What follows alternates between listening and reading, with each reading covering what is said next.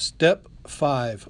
We admitted to God, to ourselves, and to another human being the exact nature of our wrongs. Now that we have completed our written inventory, it is essential that we share it promptly. The sooner we work our fifth step, the stronger the foundation of our recovery will be.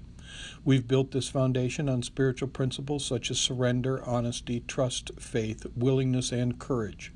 With each step forward in our recovery, we strengthen our commitment to these principles. We reaffirm our commitment to recovery by immediately working step 5. Despite our desire to recover, we may find that we're feeling frightened at this point. This fear is only natural. After all, we're about to confront the exact nature of our wrongs, candidly admitting our secrets to God, to ourselves, and to another human being.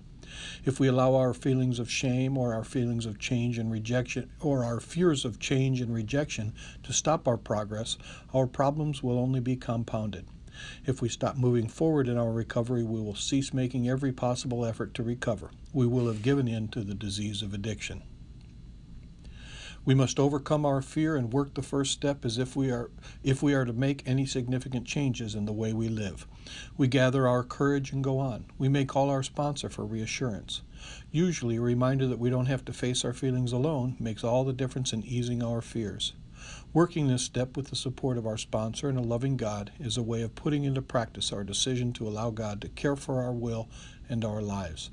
That decision, like most decisions we make, must be followed with action. Following our third step decision with the action of the fourth and fifth steps will lead to a closer relationship with our higher power. Our understanding of the spiritual principles we have practiced in the first 4 steps will be enhanced by working the fifth step.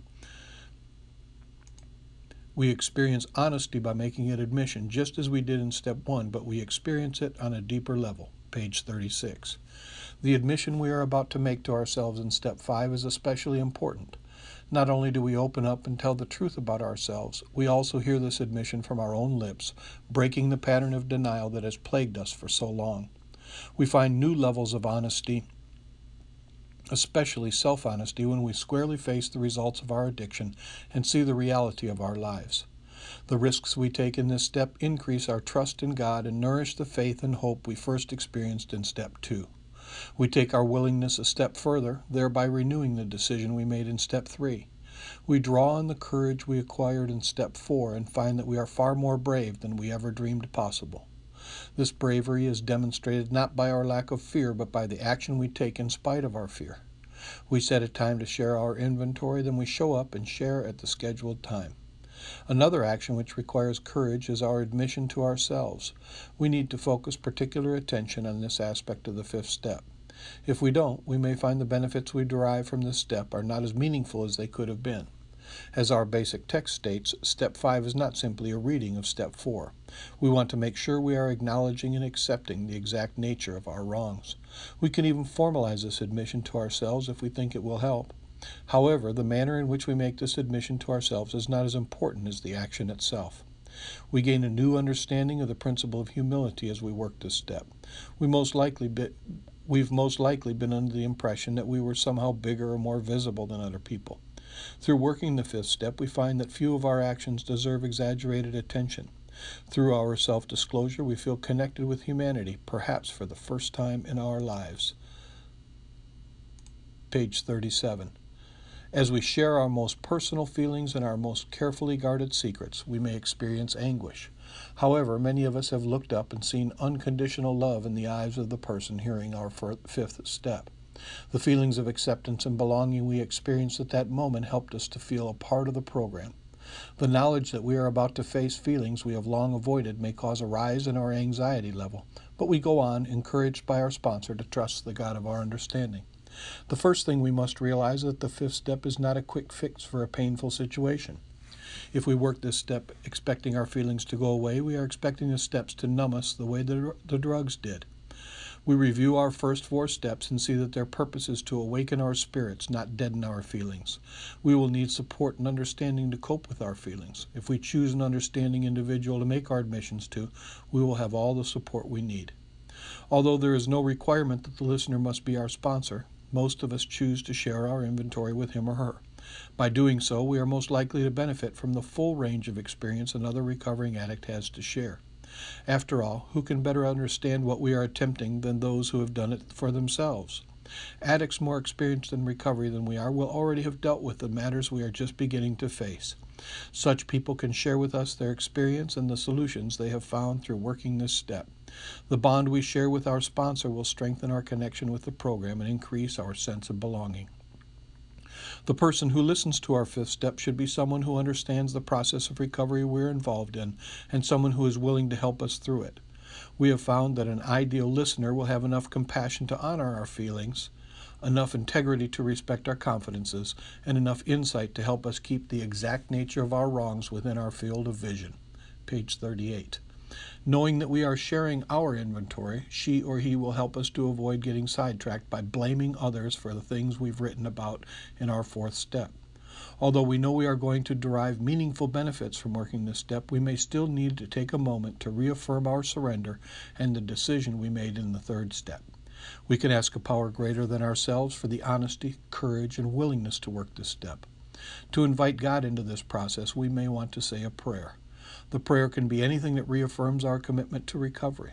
Praying with the person hearing our first step can be a profoundly intimate experience. Not only do we pray to ask for strength and courage, many of us also ask our higher power to listen as we make our admission. Why is it so important that we also make our admission to God? Because this is a spiritual program and our whole purpose is to awaken spiritually. Our willingness to approach our higher power openly with our past and who we are is central to our recovery. In the past, some of us felt that we weren't worthy of a relationship with God. Our secrets blocked our ability to feel any acceptance or love from that power. When we reveal something about ourselves, we draw closer to our higher power and experience the unconditional love and acceptance which springs from that power. The feeling that the God of our understanding accepts us, no matter what we've done, enhances our acceptance of others. The positive relationship we are building with a higher power carries over into our relationships with others as well. We may be surprised by the intensity of the partnership we are developing with our sponsor as we share our inventory. If we've never really been listened to before, we may be startled to discover that we are being asked questions about some fine points of our personal history, or that our sponsor is jotting down notes while we share. Page 39. Our self-esteem increases as we realize what we have to share is worth such close attention. We may see deep compassion in our listeners' eyes, showing us that our pain is understood. That compassion is one more assurance of the presence of a power greater than ourselves. Looking at and sharing the exact nature of our wrongs is not likely to be a comfortable activity. We have looked back and seen how repeating the same patterns over and over has kept us stuck in the same place. And we haven't just seen the surface behavior, we've seen the defects of character that have been behind our behavior all along.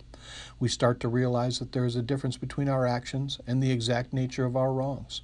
For instance, we may see example after example of situations where we lied in vain, in a vain attempt to make everyone like us. But those examples aren't the exact nature of our wrongs. The nature of these wrongs is the dishonesty and manipulation we were demonstrating each time we lied. If we look beyond the dishonesty and manipulation, we'll most likely find that we were afraid no one would like us if we told the truth.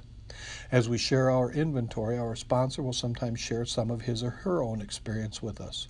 Our sponsor may cry with us or smile in recognition at some of the struggles we are now sharing. We may laugh together as we share some of the more comical aspects of our addiction and the ridiculous lies we told ourselves so that we could continue to live as we were living. As we see how similar our feelings are to our sponsor's feelings, we realize that there are other people like us. We're human beings, nothing more, nothing less. Our self-obsession blinded us to this, making us feel unique.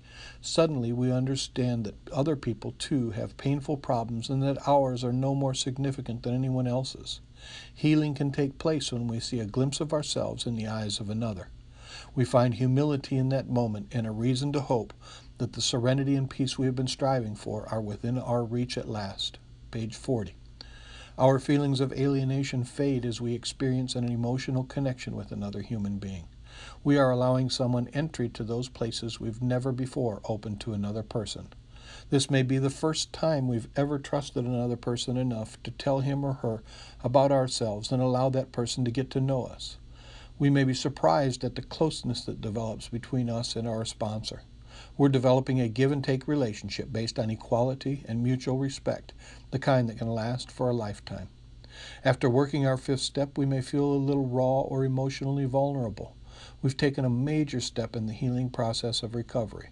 This process could be thought of as surgery of the spirit. We've opened up old wounds. We've exposed our most carefully constructed lies for the deceptions they were, and we've told ourselves some painful truths. We've dropped our masks in the presence of another person. At this point, we may experience a dangerous urge to run from our new awareness and return to the familiar misery of the past. We may feel tempted to avoid our sponsor because he or she knows all about us now. It is very important that we resist such impulses. We must talk with other recovering addicts about our fears and feelings so we can hear the experience they have to share. We'll find that what we're going through is not unique and feel relieved when others tell us they went through the very same struggles after they worked their fifth step. Our awareness of our patterns of relating with others and the risk we have just taken in admitting them to another bring about a momentous breakthrough in our relationships.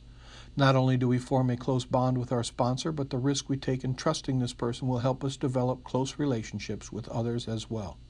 We've risked trusting one person with our secrets and our feelings, and we haven't been rejected. Page 41. We begin to have the freedom to trust others. Not only do we find out that others are trustworthy and deserve our friendship, we find that we are also trustworthy and deserving. We may have thought we were incapable of loving or being loved or ever having friends. We discover that these beliefs were unfounded. We learn from the example of our sponsor how to be a more caring friend. Our relationships begin to change after this step, including the one we have with the God of our understanding. Throughout the process of the fifth step, we turned to that power when we were fearful, and we received the courage we needed to complete the step. Our belief and our faith grew as a result. Because of this, we're willing to put more of ourselves into building a relationship with God. Just like any other relationship, the one we develop with our higher power calls for openness and trust on our part. When we share our most personal thoughts and feelings with our higher power, letting down our walls and admitting we are less than perfect, intimacy develops. We develop a certainty that our higher power is always with us and that we are being cared for. The process we have undertaken so far has made us aware of the exact nature of our wrongs. The exact nature of those wrongs is our character defects. We know that the patterns of our lives were rooted in dishonesty, fear, selfishness, and many other defects of character. We've seen the whole spectrum of our defects and are ready for something new. With this readiness, we move on to step 6.